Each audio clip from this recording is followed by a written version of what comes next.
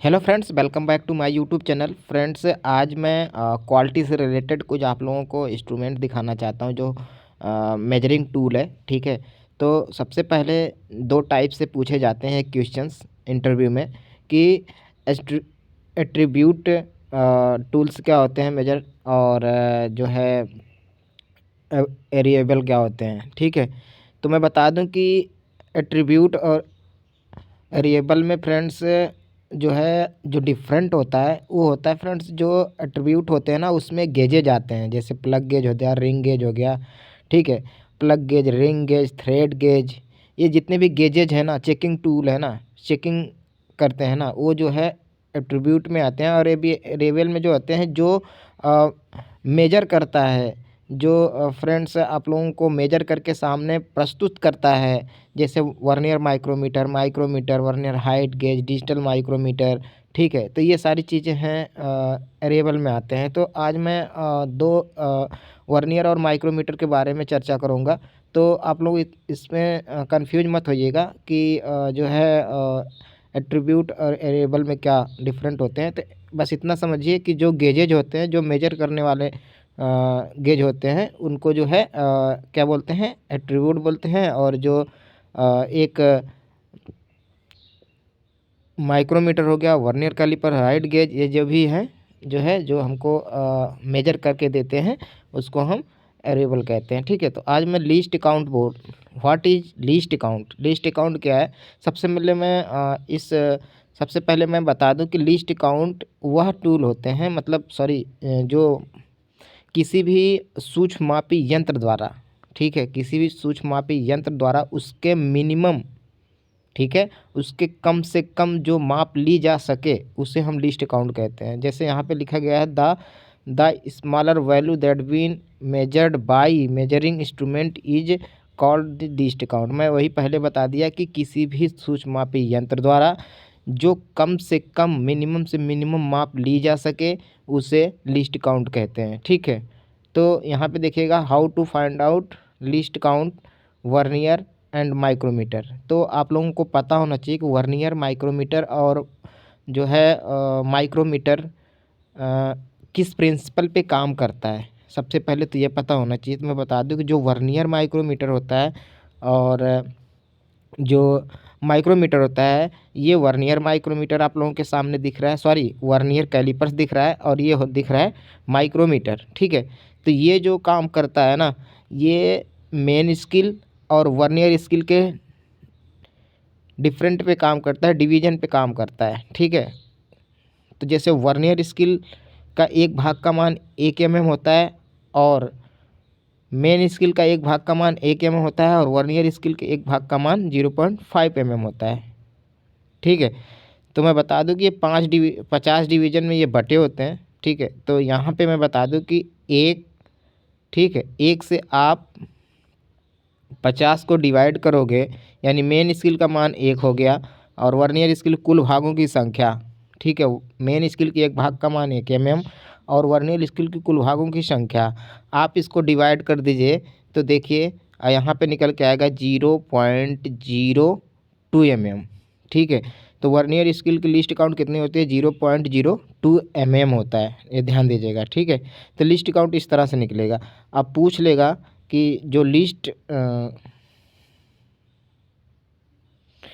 अब पूछेगा क्या वर्नियर स्केल में कि जो है वर्नियर स्केल के साइंटिस्ट या जन्मदाता कौन है। तो मैं बता दूं कि जीन पार्मल। ठीक है, जीन पार्मल।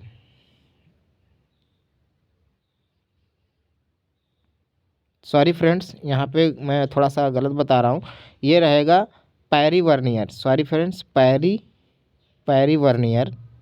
वर्नियर, ठीक है, पैरी वर्नियर, यानी इनके नाम में ही ये वर्नियर कैलिपर्स जुड़ा है, पैरी वर्नियर। और जो जीन पार्मल मैं बताने की कोशिश कर रहा हूँ, वो जीन पार्मल फ्रेंड्स, वो जीन पार्मल इसका है। ठीक है, इसके जो जन्मदाता थे वो जीन पार्मल थे। ठीक है, जीन पार्मल,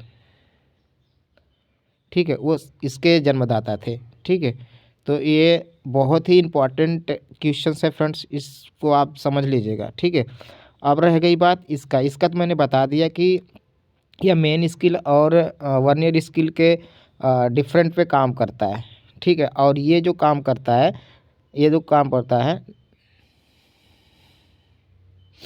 एक मिनट फ्रेंड्स,